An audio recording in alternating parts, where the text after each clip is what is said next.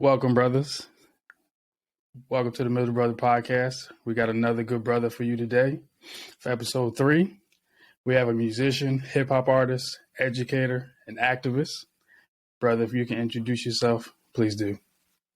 How y'all doing? My name is Steve Tyson. As my good brother Octavius said, I am a musician, a hip hop artist, educator, and activist. I've been living in Philly for the last 11 years, and I'm really glad to be on this podcast with you, my man. I appreciate you for joining, brother. So we're just going to kick it off, brother. First question I got for you is, what is one thing you love about being a black man? Oh, man. I guess one thing that I love is just the connection that I have to everything black throughout history, including the first humans, really. Yeah. Music, the fashion, the style, the humor, our attitude, our storytelling, our spirituality, our values, our principles, all of that stuff are probably the things that I love most about being a black man. Okay. I like that you said style, because I'm loving the shirt that you got on right now. If you can tell a little bit about it, because I see brothers lifting up another brother. Oh, where if you could yes, explain that shirt real quick. yeah, it's a piece by an artist, a graffiti artist and visual artist named Keith Haring. And so, yeah, Okay. he's it's one of the works that were done in his first show, and yeah, you just see folks uplifting another man or another figure, I should say. So Okay. yeah, it just felt pretty apropos to this conversation. I like that. I might have to. Where you get it from? Because I'm gonna have to get one. Wait, I'll let you know. I'll let you know. Gotta keep some things on the low. I feel you, brother. I feel you. So I do appreciate you for saying style and also just culture in general, because that's one thing that I see as far as black men and black people, is that style is just created from other spaces to sit there and say, well, if it's hot right now, who's a part of it? So when you look at any kind of space that you see with black men, black people, we bring a certain swag, we bring a certain style to whatever we do. And that's why I appreciate you for being on, because you have a specific style on how you educate, how you create music, how you create an impactful space for people. So that's the main reason why you're on here. But also the other reason is because you're my brother. And I appreciate you and I love you. Word, thanks, man. I love you too, bro. So I know I know you're a hip hop artist, a musician. So I know you probably heard of Big Ticket, right? Yeah, of course. So you've heard of In the Basement with Big Ticket, where all these Rap rappers City. come That's what I grew up on, man. That was high school. Early years of college. Yeah, Big Ticket was the man. So that's what we're gonna do right now. Not having you rap. It's called In the Den. And In the Den, like I said with other brothers that I've had on, is for discovery, exploration, and navigation. So the first question I have for you is: at what moment did you discover you were a black man? To be honest, I don't know if it ever felt like a discovery. Just because as early as I can remember, I've always been taught about my heritage and, who I come from as a black man in America with Afro, Latino, and Caribbean heritage too. Like all of that has been consistent in my understanding of self and of my family. So I don't know if it ever felt like a discovery moment where I was thinking one thing and then I had this epiphany and it was something else. If anything, the things that I discovered was how people reacted to my identity as a black man and my understanding of self and how that resonated with other people or made other people fearful of me for whatever reason. Those are some discoveries that I definitely noticed along my journey for sure.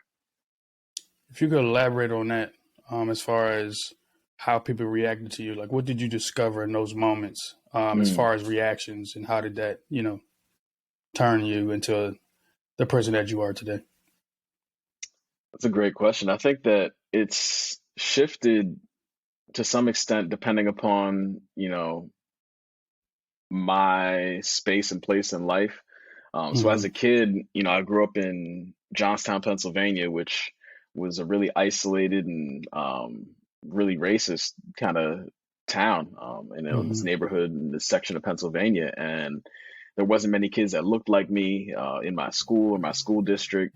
The most black people I saw was in the church if it wasn't for Mm-hmm. folks in my family. And so whenever I was at school or different, social functions and stuff like that, I'd want to play a certain song, or I'd want to, do something that, was somewhat representative of my culture. And it would Mm-hmm. be teachers or other parents or whoever or other adult figures being like, no, you can't do that. That's bad, or that's wrong, and that kind of stuff. And, as I got older into high school and college, I felt like I had the opportunity to kind of take more of, more ownership over myself Mm-hmm. and who I am and how I see myself. But then as an adult too, I mean, and being able to go and travel around the world and have new experiences, I also see how people in other cultures and other countries perceive me just visibly. Like I can be walking through a park in another country and, I see people staring at me in a certain way, or, Mm-hmm. whether it's positive or negative or just out of genuine curiosity, the fact that I still will get stares in certain ways or have people presuming things about me just based off of my look and my, Mm-hmm. visible identity or what they perceive of that. Um, it still resonates with me, even at 37. So Yeah. yeah. I can understand when you're saying how people perceive you no matter where you go. Hmm. Because that's how it was when I went to Spain for study abroad. Hmm. Hmm. Like I was the tallest person and I was the darkest person. Yeah. So it's like they may have not seen that before. And I got called Obama in Morocco. Mm. They was like, "Hey, Wow. Obama, Obama," and somebody Wow. got upset that was in the classroom. They was like, "That is so rude." I was like, "Just relax. Let's get to the bus." And just having that, I mean, that's a good brother to be, Yeah. to be To be resembled by, compared to, right? to be compared to. Like what? Yeah, that's At least Obama. he Yeah, wasn't like thank you. OJ, like nothing Right? like that. Like, No. And like when they said it, I was just like, nah, thanks. I'm gonna keep it moving. But Yeah. just having that feeling of what are they thinking about me? Because I was upset when I got on the bus, but it's like they don't know me. Hmm. So Hmm. what they see, that's what they're going to relate it to. Anything that looks like this individual that I see, that's what I'm gonna say. Yeah. And I can understand what you're saying as far as how people perceive you and just the thoughts that you have about yourself. Hmm. And that's kind of when I said reactions, I wanted to get to the point of those feelings that you talked about. How did you explore them when it came to being that black man? How people look at you and those reactions that you got. Hmm. So as a kid, I don't know if I was actively reflecting while exploring some of those feelings. Mm, Um, I don't even know if I really had, a sense of a feeling like I had the opportunity to explore my feelings more so than I had the opportunity to kind of react to my feelings. Like I mm, feel like, like I said, being one of, just a few black kids in my whole school district, um, mm, there was a lot of, stuff that I was fighting against. And so a lot of what I was navigating through was reactions to what was happening to me. And mm, the opportunity to kind of explore them and to unpack it a bit really didn't hit until I was an adult. And, being able to connect with, whether it's my parents or my family in certain ways, having a different perspective on myself, or even folks outside of that, whether it's counselors or therapists or anything like that, really just helping me explore and get a better understanding of myself and how I've reacted to situations mm. in the past or even in the present that could be a result of just a variety of different things that I hadn't been able to, unpack whenever I was younger. Okay. I I can agree with that because it gets to a point where um, you may not have counselors, social workers, or people that can support you that look like you. Hmm. And that's probably the biggest struggle that was on my end. Hmm. That's why I never said anything to people. So with my feelings was I didn't want to like give those feelings, and now they feeling some kind of way. Yeah. Yeah. And now they're looking at me like, is there something wrong? Is this and that? But then you also got to recognize that people in your family, they may say whatever goes on in the house stays in the house. Mm-hmm. And it's like, bruh, I really want to get this out. And it's like, there's no experts in this space at that time when I was in high school, in college that looked like me. And for Yeah. me to get a better understanding and love for myself, there was nobody Yeah. besides my mom and my uncle and you and G and everybody else at Arcadia or Roman Catholic High School that I had to sit there and say, hey, look, this is what's going on. Mm-hmm. This is how I'm feeling. And my mother was a very pivotal individual when it came to allowing me to express myself in certain ways. Mm-hmm. She always said, you can say what you want, but just don't curse. Like, and I'm gonna support you in a way to get to a space or provide other Black men in spaces that I may know Mm-hmm. to support you in those ways. Yeah. And that's why it was very helpful, because when you look at a mother that has a young Black man, she's like, I'm not you, and I'm not a man. So I have to put Black men that are positive in this world in front of you to make you see how they express themselves and make sure that you can take some of this, take some of that from right and wrong. But just having those feelings and not being able to like get it out, Yeah. that's probably the hardest part, especially for some younger Black men as well. Oh, most definitely. Most definitely, man. And like I always say, I navigate this space as a Black man very carefully. We had another brother on that said he navigates this space very carefully. So, Mm-hmm. how did you learn how to navigate this world as a Black man? From watching my father and watching my grandfather Okay. and listening to them, Mm-hmm. whether it was them talking to me directly and offering Yeah. me advice or listening to them talk to each other and, sitting in the back seat of the car while they're, having deep conversations, whether it's about what's going on in their lives or what's going on Mm-hmm. politically, what's going on socially in the community, what's going on, financially in the world, like any and every topic that I would hear them talk about, it was always through their perspective, as Black Mm-hmm. men. And seeing that type of connection that my father had with my grandfather, and then how he ultimately built that connection with me. That's how I learned and built myself as a Black man, and have been working intentionally throughout my entire life to be able to, be the best version of myself in the same ways that there were and are, for my Mm-hmm. fathers, still actively working to be their best selves every day. We're all learning and continuing to learn all the time. And so how is how can we as Black men take what we're learning about ourselves and help to manifest that, so other Black men can feel comfortable and vulnerable enough to learn and grow throughout life as Mm-hmm. well. If you don't mind me asking, just a follow up question. What's one thing you learned either from your father or your grandfather that sticks with you right now? Mm.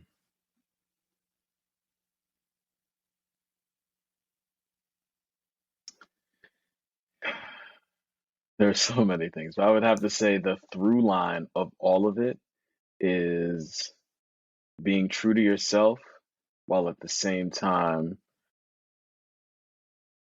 being true for a bigger purpose, Mm, and connecting and aligning yourself to whatever that larger purpose is that you identify with, and just being as authentic as you can to help make things better, if that's what it is. For me it's um, hip hop culture, and using that as a vehicle to express messages of thought, of things that I'm thinking about and witnessing and seeing, and then communicating that through my artistry. For mm-hmm, my father, it's visual art, and how he was mm-hmm, able to do that, through painting and through expression on a canvas, or with digital photography, or with sculptures and things of that nature. Or my grandfather, it was through policy and through creating systems and programs that helped to make lives better for many Black people throughout the 50s, 60s, and 70s, and mm-hmm, regions like Harlem and Newark and other countries and places like that too. So Yeah, just really being able to learn myself as best as I can to Hmm. be able to have as much of an impact as I possibly can. So you got the best of both worlds, to be honest with you. From what I'm hearing, when you said your dad is in the artistry space, but Hmm. then your grandfather is and was in the space of policy change. And to be honest, from what I see, there's a blend of the two in you, and it comes out in your music. And I have a quote that you said. It's on your website. It says, "Hip hop helped me find myself, and I seek to teach others about its history and impact in hopes it can do the same for you." So, how did hip hop help you find yourself? Because it was a space where I was seeing Black people speak and talk with a sense of freedom and a sense of purpose that I'd never heard before. And granted, I can't say like like when I was born, hip hop was already in existence, so it's not like Yeah. I was listening to something else, then hip hop came around or anything like that. Hmm. But when I first heard it, it was something I was like, oh, this is it. This is what Hmm. it's supposed to be, and this is how we really are expressing ourselves. But that was also of an era, that was considered the golden era of hip hop. The Hmm. late 80s and the early 90s, there was a different message and an intention that was being had with the music and within the culture that still exists in various ways today, Hmm. without question. But the culture has grown so much and has become so broad that it doesn't seem to the layperson that the through line of it all is expressions of peace, unity, love, and having fun, and really trying to create a positive social shift for Black and Brown people around the world. Um, Hmm. but when you do have an understanding of where the culture comes from and how it was founded and who created it and why they created it, then it's without question that hip hop is still that vehicle that we need to this day. Um, Hmm. so yeah, that's seeing various artists and how they were using the medium in that way really inspired me as a kid. And then whenever I, was a teenager and into my 20s, really wanting to have a platform for my voice, Hmm. especially growing up not feeling like people were listening to me Hmm. or connecting with things that I was expressing in certain ways. I felt that the music could be a medium for that in a really positive way. Okay. And in the quote, you said you seek to teach. Hmm. What do you mean by that? Because I know we've said on several occasions that you teach through hip hop. Hmm. Um, so how are you planning on teaching, and how have you taught others about the history and the impact of hip hop? I would say I do it in the same ways or in similar ways as to how I was taught, through artists like KRS-One and Hmm. Nas and Chuck D. There's so many people who are pushing, social thought, and that those are people I grew up on, but then, still Hmm. inspired by peers to this day, like Kendrick Lamar and J. Yeah. Cole and other folks who are really, D Smoke. There are so many people who are talking about really relevant things and are teaching people things that you're no longer getting in your Hmm. classrooms. You're Yep. not getting in textbooks, let alone even having textbooks in classrooms to learn about this stuff. And Hmm. so, who are you learning from? It's going to be from the folks you're tapped into and tuned into. And so if we can share the knowledge that we have collectively as a people through whatever medium it is that our people are tapping into, then that's what Hmm. I'm about. And so if our schools are cutting the resources and the funding away from our young people to be able to learn about their history and learn about themselves, and they're not empowering educators and teachers and even professors, if you want to even take it to higher education, to and especially we see the challenges against critical race theory and all these other things that are Hmm. going on in our school systems, Yeah. that they're well, how else are we going to get this message across, or what are other ways that we can do that if we're being impeded in certain ways? And so that's why Hmm. I feel like hip hop culture is really important for that purpose, because it was the same way, listening to You Must Learn in KRS-One back in the late 80s. I wasn't hearing Yeah. that in my school or my school district. I had Mm-hmm. teachers playing racist Disney videos about the history of music, where they had, people with bones in their noses talking about drums in Africa, or, racist representations of Asian and Chinese people in the same Yeah. cartoons and stuff. And they're saying that this is the history of music. I'm 6, 7 years old watching this, like, knowing that it's wrong. And, Mm-hmm. so it's that's an isolated example, but nonetheless a microcosm of what so many kids are also still somewhat dealing with to this day, where they might not be shown things that are just on its face, just flat out racist, but Mm-hmm. the fact that they're being held back or don't have the opportunities to learn about these things due to the system, it's Yeah. still racist in itself. Or if there are specific teachers doing certain things, there's a whole lot of opportunity that we can have to teach our young people, and to teach the next generation through our culture. And, for me, that culture is hip hop. And Mm-hmm. so that's why I've always felt of it, being a really tangible and viable medium for expression and thought and learning for our people. Okay. So I'm gonna ask you a question because I've listened to several of your musics. Hmm. Um, which of your songs do you think is the most impactful, and why?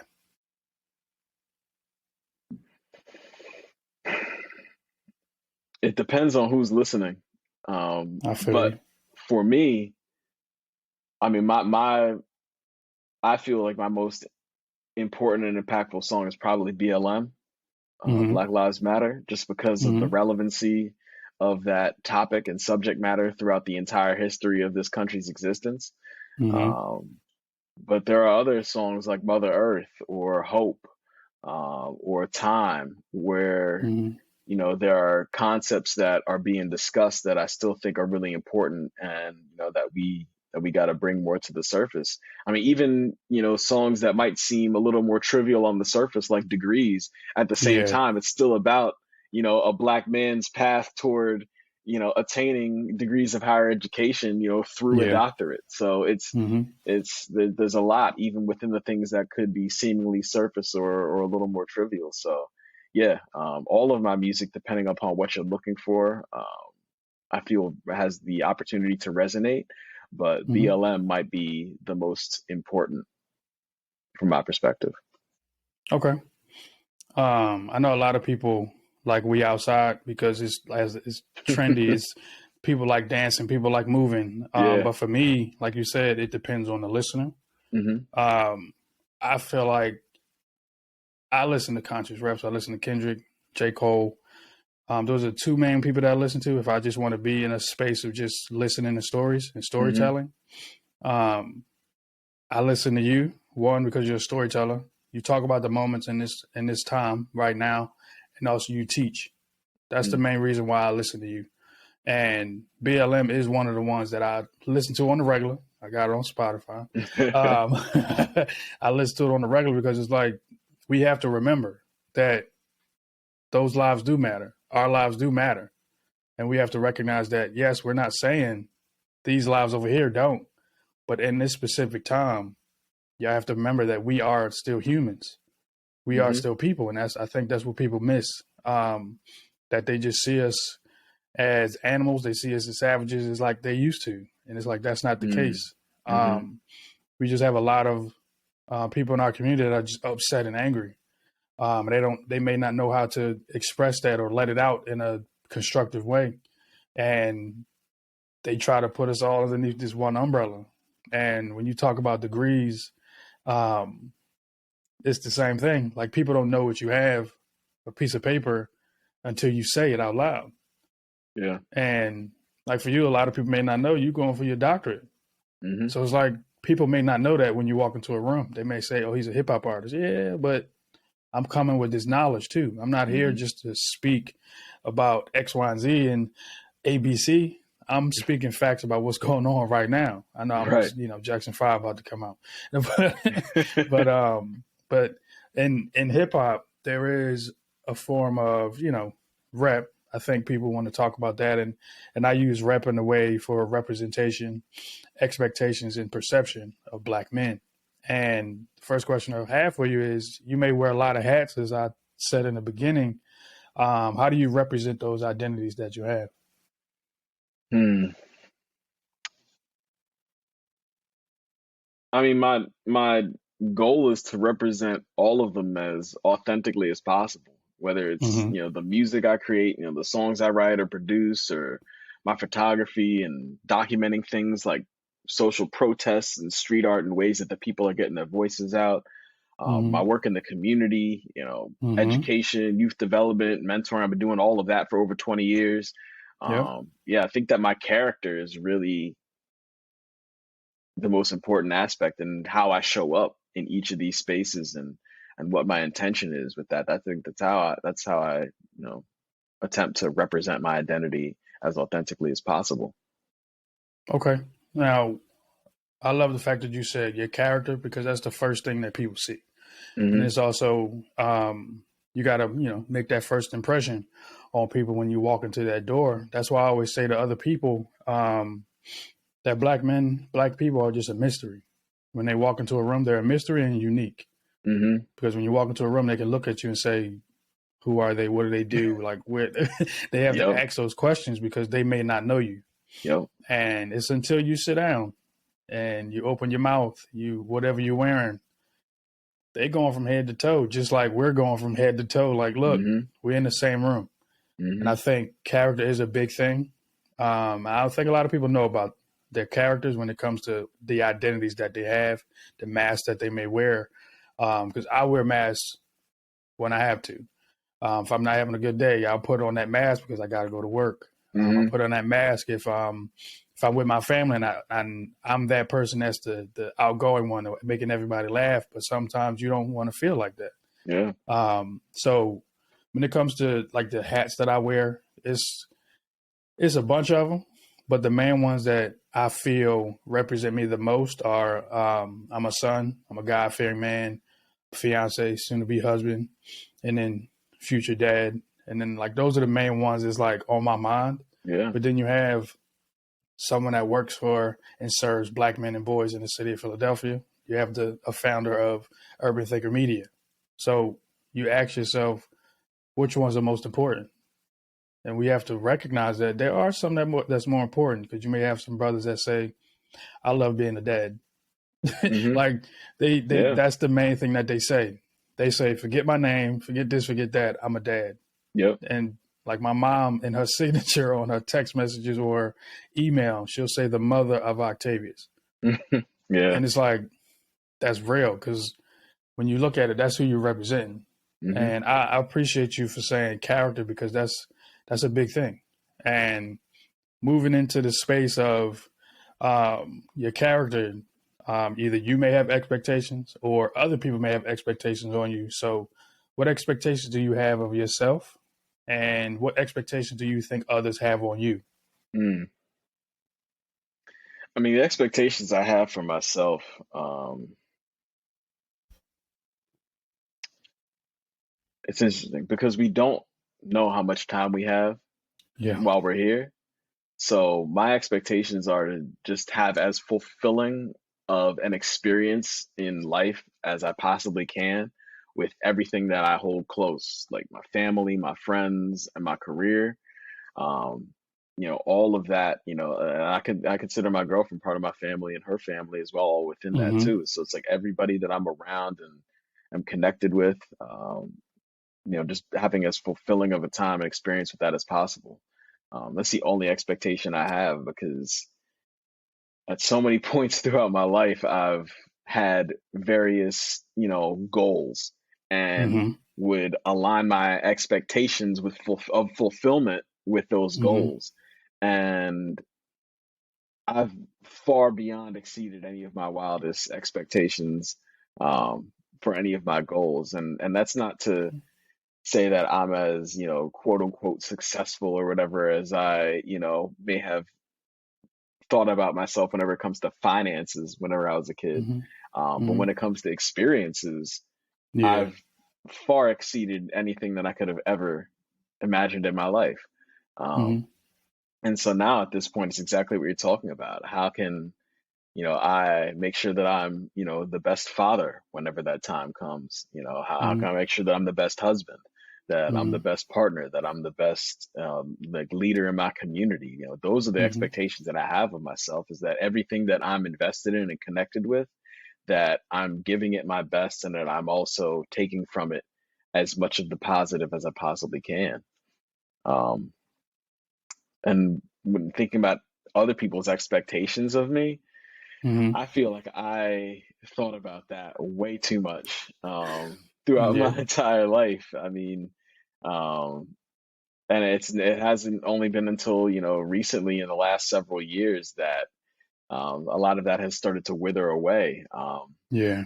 I've really been intentional in also like building a image publicly that people, it's exactly what you talked about, where being a black Mm-hmm. man and walking into a room, people have no idea what to expect from me Yep. whatsoever, and I could be in a space with all black people and they have no Yeah. idea what to expect from me, and what experiences I have, and what I'm bringing to the table, and what perspectives I have.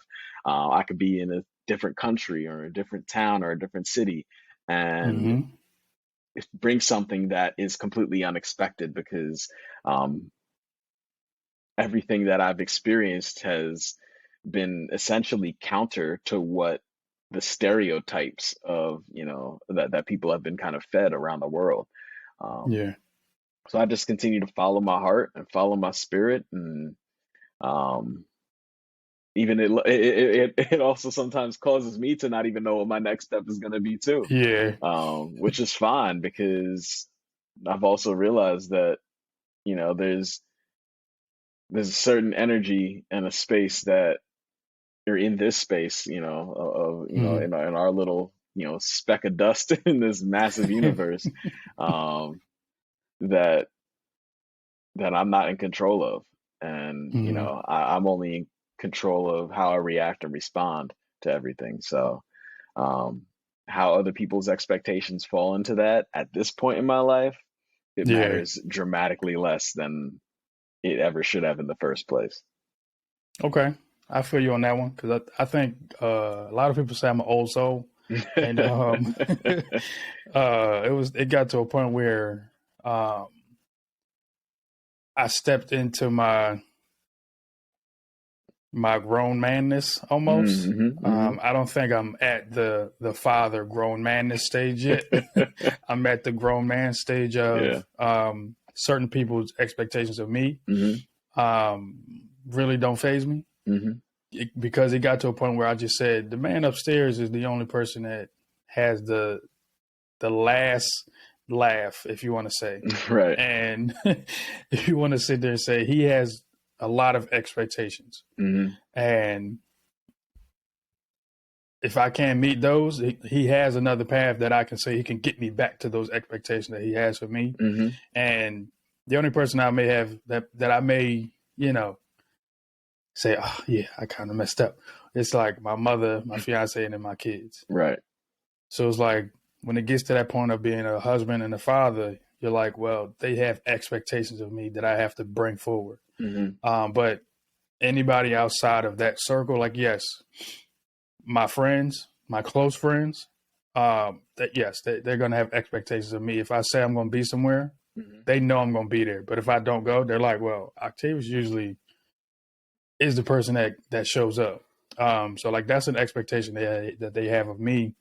And one thing I did want to ask you when you brought up different languages in different countries, um, this might be totally off topic, but not for you, but hip hop, as far as speaking the same language, because I know you were just in London, and I've noticed that in certain spaces, it doesn't really matter if you speak the same language. To me, hip hop is a feeling. Like you just got to feel it in rhythm and everything like that. So when it comes to speaking the same language and expectations in that space, how do you think you overcome those, or how does hip hop help you overcome expectations of other people that they have on you? Hmm.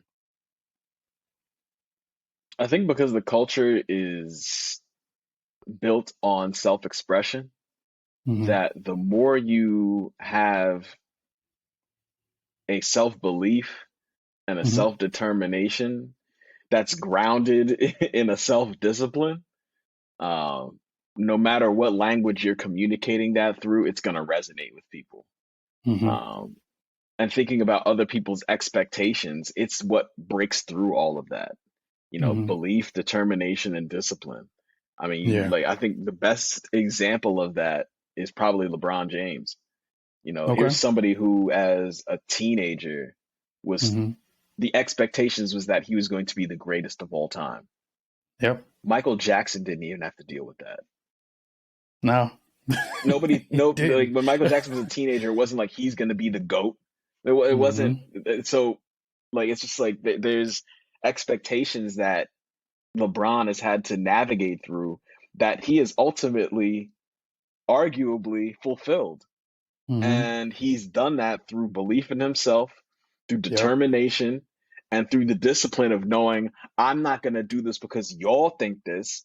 I'm doing this and playing the game my way, the right Yep. way, and allowing the game to dictate the outcomes in my life. Mm-hmm. And his navigation of that has just been remarkable. And So so smooth. that's probably what I think whenever it comes to societal expectations and how you break Mm-hmm. through all that. It's because you're listening to yourself more than you're listening to the outside anyway. Yeah. And I totally agree with you on that.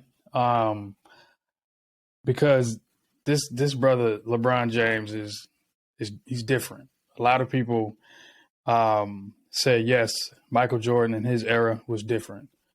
Kobe in his era, specific era, was different, Mm-hmm. basketball wise. Mm-hmm. And Kobe, determination, Mamba mentality.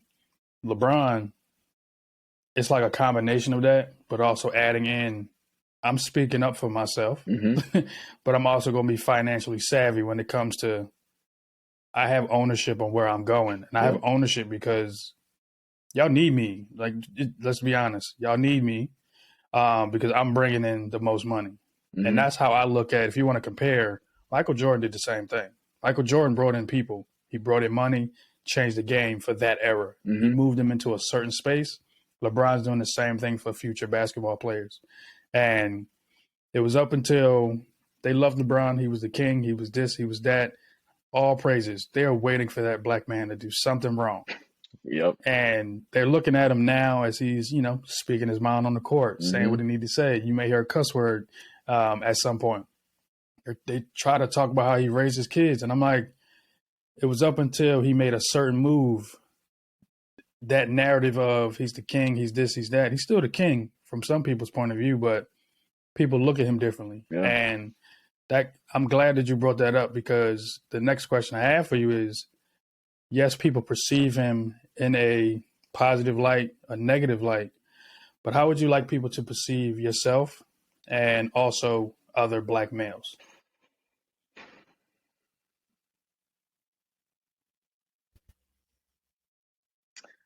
I wish that people would perceive, me, but all black men as just Mm-hmm. honest representations of who their spirit is. Like, it feels like because Nice. we end up Nice. influencing so much that Mm-hmm. outside folks end up looking at us like characters or caricatures Mm-hmm. or entertainment or some ethos of a character that isn't really Yeah. authentic to who we are, or then goes back to your point of not having any idea or what we are, or who we are, what we're bringing to the table. Um, Mm-hmm. it's just like I just think that, like, if people just had a better understanding, like, no, that's just honestly who he is, and there's no need to judge that or poke at that or criticize that or laugh at that or whatever. It's just Yeah. like, no, accept it. Like, you're Mm-hmm. different too. Like, is everybody gonna, start pointing their finger or poking at you, looking at you like a certain way? Like, nobody appreciates that. And Mm-hmm. so, just the opportunity to just be accepted as who you are and not have to deal with a reaction to that Mm-hmm. would be ideal for me. Okay. I don't get speechless, but I think your answer kind of like made me step back a little bit and just think about it, because that's just what it is. You got to accept me for me. Yeah. And not take those characters that you see or characters that's just created on TV and say, okay, he looked like, no, Mm-hmm. I'm not that. I'm Octavius LeVon Blount.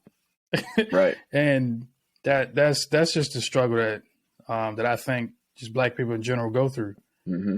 They're put underneath a microscope and they're like, okay, if you do X, Y, and Z, if you're funny, go be a comedian. Like, no, I'm funny, but I want to be an engineer. Like, Right. I don't want to go over there. Like, that's what we're just looked at as entertainment. And some people forget that we have lawyers, we have doctors, we have engineers, we have people that are CEOs of companies, we have billionaires, if you want to say, but some of those billionaires may have just been, they're in entertainment, but they also had a love for something else. Right. Like you got LeBron, he loves basketball, but he has a lot of things going on outside of basketball that shows he loves his hometown. Yeah. He loves his mom. He loves his kids. He loves his wife. But then it's also like, well, I like to tell stories too. So he's in different spaces to sit there and say, well, I could do more than just play basketball. To where it's like that slogan of more than an athlete comes into play. And I just love what you said. I'm probably rambling, but I just love what you said, because that's why I said I'm speechless, because it's like, what else do you say? Like, my spirit is not the same as what you see. My mind, body, and spirit is not the same. So I know you said that the first question I asked you was, what do you love about being a black man? And you brought up your grandfather and your father. And I also asked you, like, what kind of advice or what's one thing you learned from them? I do want to ask the question of, if possible, what 3 pieces of advice would you either give the older generation and the younger generation? I asked that question because the meaning of this podcast is MiddleBrotha Podcast, because I saw that there was tension between both generations, and myself and you maybe in the middle at times, to sit there and say, young king, I hear you, but you got to listen to him because he's been through X, Y, and Z. And then you got to do the flip and be like, oh, gee, I hear you. But this young brother right here is going through something right now that you've been through. I need you to help him. Yeah. So it doesn't have to be 3, but what piece of advice would you give either the older generation or the younger generation? I would say, advice for both, because we all are all living in the same moment at the same time. Yeah. So the first thing would be just never stop learning, ever, and never stop being open to learning. That's something that we often get stagnant with at a certain point in life, thinking that we've learned enough. We might have learned enough to get us past a certain point, but there's so much more opportunity and so much more of the world out there. So just never stop learning, and never stop being open to learning, and never stop seeking knowledge within that. I would say the second thing would be,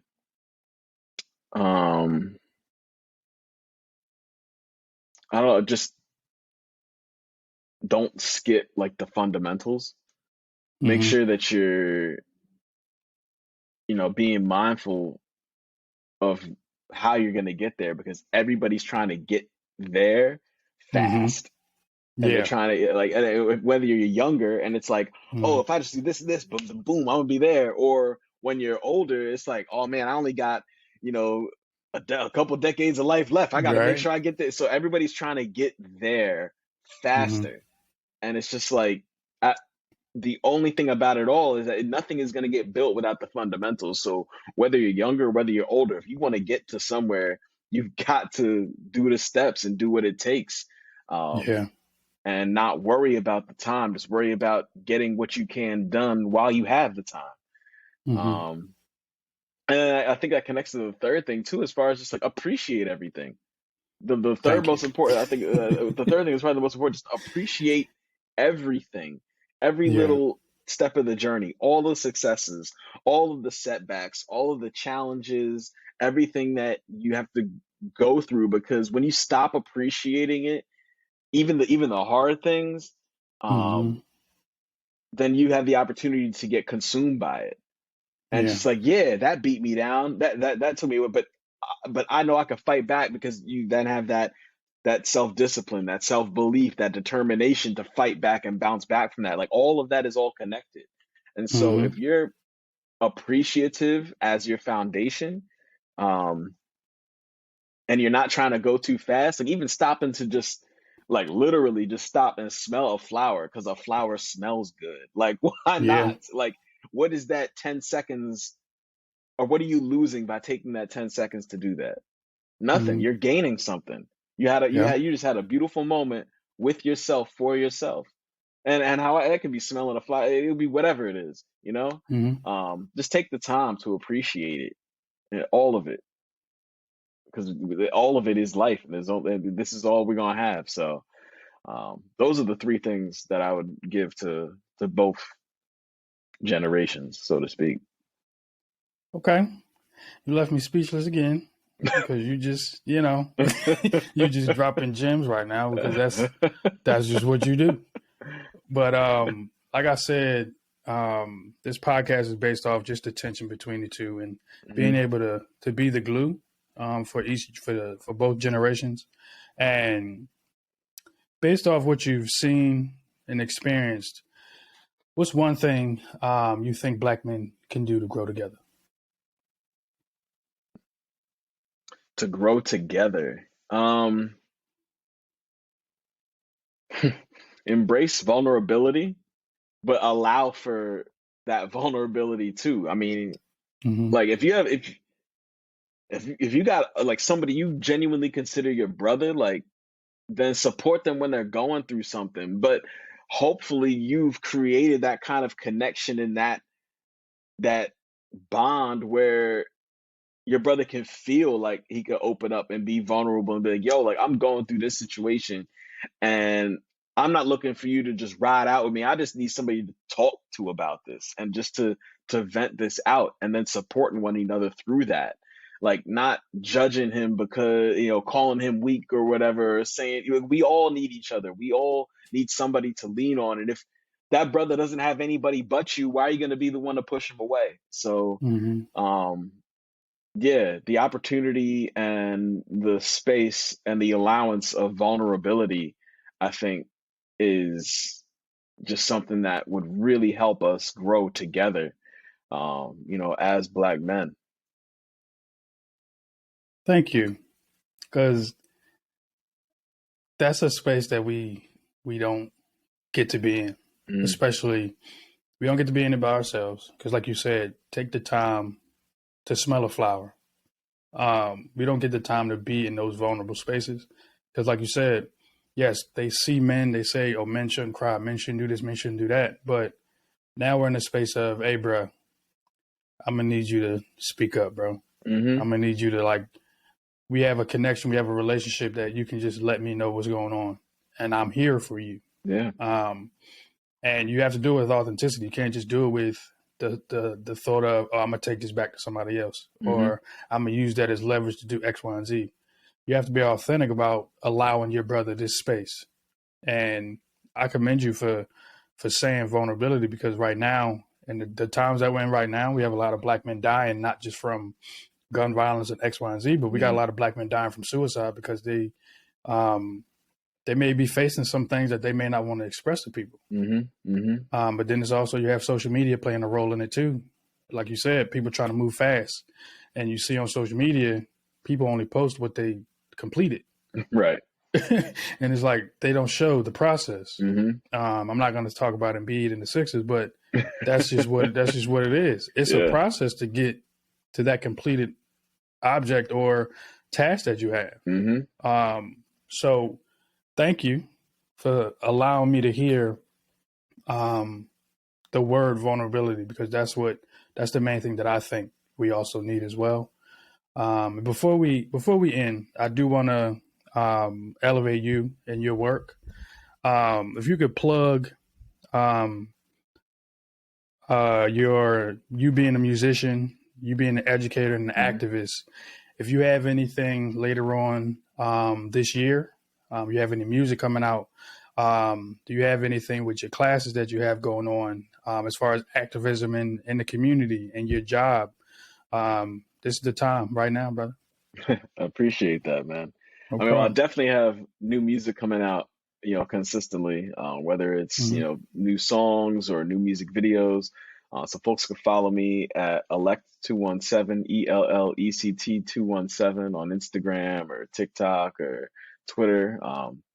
All my music and music videos are on YouTube at JusListen Ent, JusListenEnt.